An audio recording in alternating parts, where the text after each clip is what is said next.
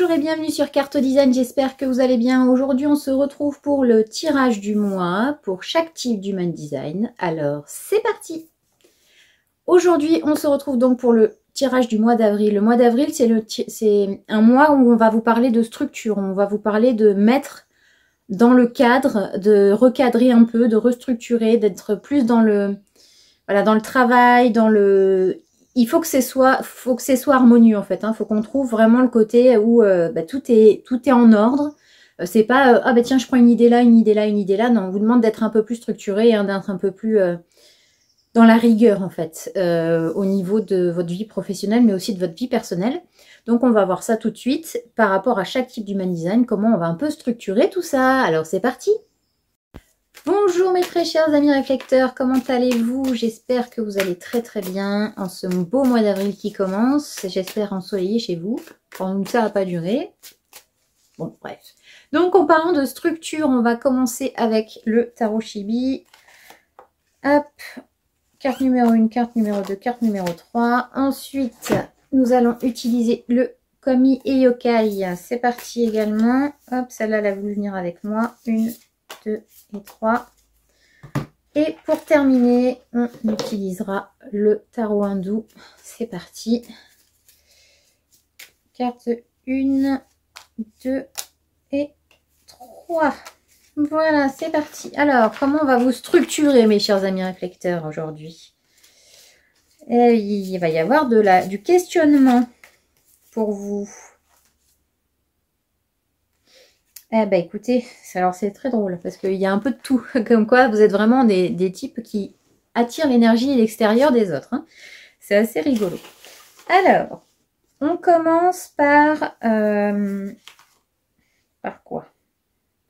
Alors déjà, comme je disais, le 2 de bâton, il y a beaucoup de questionnements. La question primordiale à vous poser, c'est ok, c'est quoi ma structure? Comment je me sens structurée? Comment je me sens bien? Qu'est-ce qu'il me faut? Voilà, vous allez avoir justement cette espèce de dilemme dans votre tête là pour ce début avril, de dire ok, où est ma structure? Est-ce que je suis bien structurée? Est-ce que je me sens en sécurité, etc. Donc là, on est vraiment là-dessus. Donc essayez de trouver où est-ce que vous vous sentez bien, etc. Ensuite, avec Garei et Ame no Uzume, on parle de créativité, on parle d'amusement, on parle de sensualité, on parle de légèreté. Là, vous avez vraiment, vraiment besoin de lâcher justement cette hyperstructure parce que on comprend quand on a un type comme ça où on n'a aucun centre défini, on est très influençable par l'extérieur. Donc, on a tendance à se protéger et à être beaucoup dans le sérieux pour justement ne pas attirer non plus trop de personnes qui pourraient profiter de nous.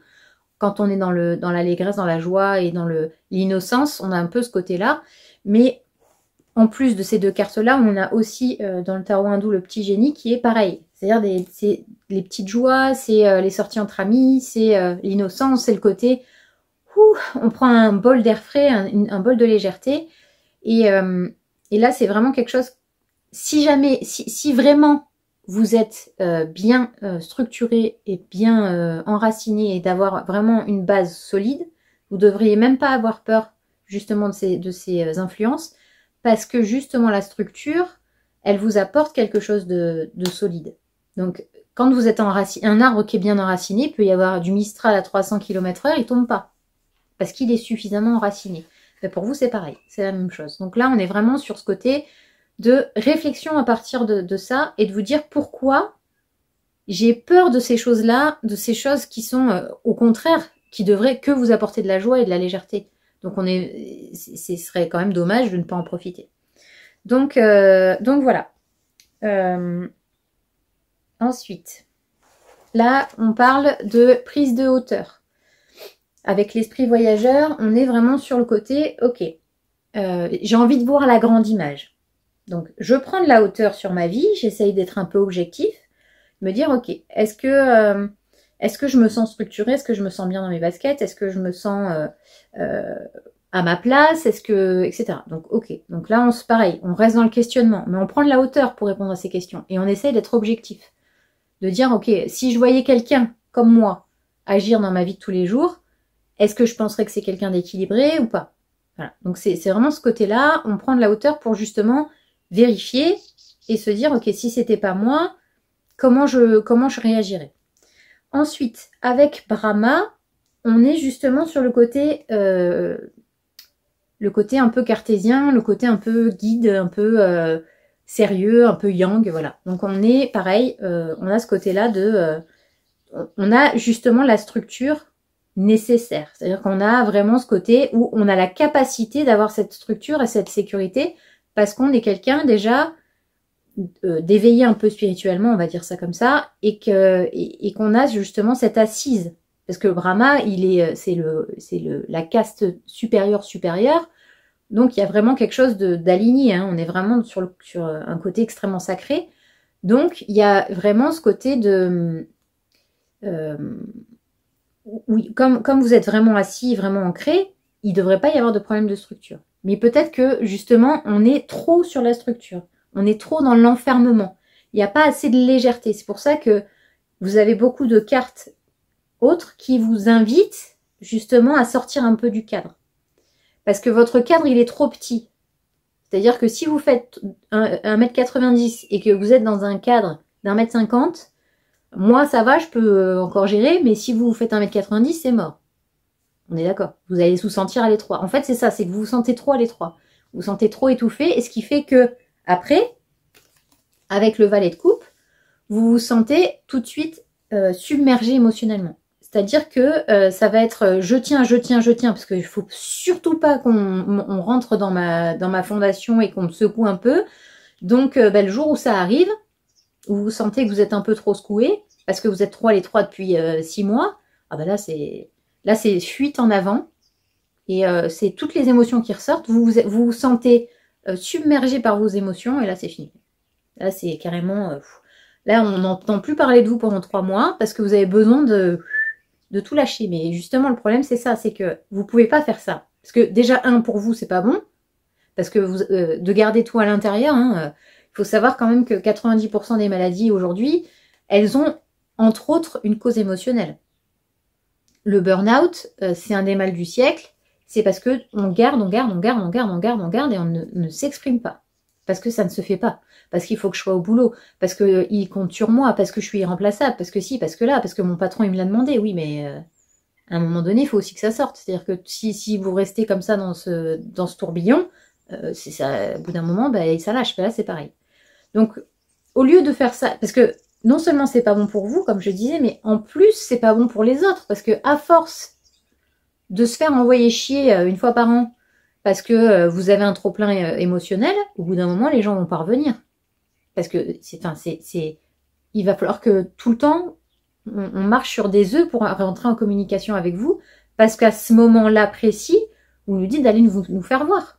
Donc on se dit, pourquoi il a un truc contre moi, ou elle a quelque chose contre moi, qu'est-ce qui se passe? Vous voyez, donc c'est vraiment de trouver la balance, de laisser en fait imaginons vous avez une coupe, d'accord? Une coupe d'eau, et puis vous la nourrissez, elle déborde, d'accord? Elle déborde, puis hop, ça revient, et puis c'est un cercle vicieux, ça ne s'arrête jamais.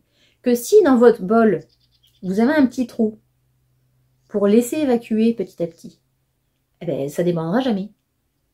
Et ben là, c'est pareil. C'est-à-dire qu'il faut trouver une soupape de sécurité. Un truc que vous pouvez ouvrir un petit peu, comme sur une cocotte minute, pour laisser l'air s'échapper et éviter d'exploser, en fait. Parce que à force de vous mettre la pression, après vous explosez, et ça vous fait du mal à vous, et ça fait du mal à votre entourage. Donc, soyez vraiment à l'écoute de ça par rapport, pour vous, surtout. C'est super important. Hein. Dire que c'est vous qui prenez plus cher que les autres. Et c'est pas le but. Donc, si vous êtes bien structuré, c'est parce que vous avez cette soupape de sécurité émotionnelle, parce que vous avez cette capacité de réfléchir et d'asseoir votre ancrage. Donc, si vous avez cette structure-là, c'est bon. Vous êtes tranquille. Alors, on finira par celle-là. Le roi d'épée, justement, c'est quelqu'un qui est capable de trancher. C'est quelqu'un qui est capable de prendre les décisions et de dire « Ok, c'est bon, maintenant stop. Là, t'as été trop loin, stop. » Donc, au niveau mental, vous avez cette capacité de dire « Stop. » Servez-vous-en. Mais de pas dire stop aux autres, hein, de vous dire stop à vous-même. Hein. De dire là, bon, écoute, là, arrête tes conneries. Hein. On sent bien que tu as envie de chialer, on sent bien que tu as envie de péter un câble, ben fais-le. Mais fais-le tout seul dans ton coin. Ou alors à côté de quelqu'un qui est capable de vous aider à gérer cette émotion-là. Parce que en montrant votre vulnérabilité, ça ne veut pas dire que vous n'êtes pas stable. Ça veut dire que justement, vous êtes assez stable pour partager ça avec les autres. Et ça, c'est hyper important. C'est-à-dire que c'est une structure de dire, voilà, ben, y a des moments, moi aussi, je suis un être humain, et je peux plus, quoi. Et surtout, amis réflecteurs, attention à ce genre de personnes. Nureonna. Nureonna, c'est la sirène. Vous savez, ah oui, je t'adore. Oh, mais là, aujourd'hui, je vais pas bien. Tu peux me prêter de l'argent? Oh, puis là, surtout, je me sens vraiment pas bien. Tu peux venir passer du temps avec moi? Et puis, alors, c'est vampire énergétique, hein, parce que ça, c'est chronophage. Et de toute façon, peu importe ce que vous allez lui dire, il y aura toujours quelque chose de pire. Parce que elle, sa vie, bon, je dis elle, hein, c'est la personne, hein, sa vie, c'est Calimero 10 000. C'est-à-dire que même les gens qui ont vécu des génocides, pour elle, c'est rien à côté de ce qu'elle vit, elle.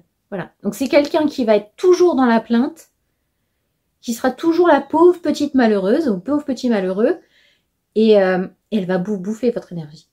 Donc surtout cette personne-là, il faut que vous la sortiez de votre vie, entre guillemets, ou que vous soyez capable de lui dire stop.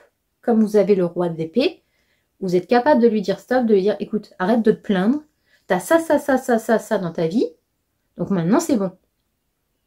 Au bout d'un moment, j'en ai ras le cul. Voilà. Parce que vous aussi, vous avez des problèmes, vous aussi, vous avez des urgences émotionnelles, vous aussi, mais en fait, vous n'allez pas venir vous décharger chez les gens. Ben là, c'est pareil. Avec cette personne-là, vous n'êtes pas sa décharge émotionnelle. Donc, soyez attentifs. Surtout que comme vous êtes extrêmement, extrêmement vulnérable à ce genre de personnes, soyez vigilants.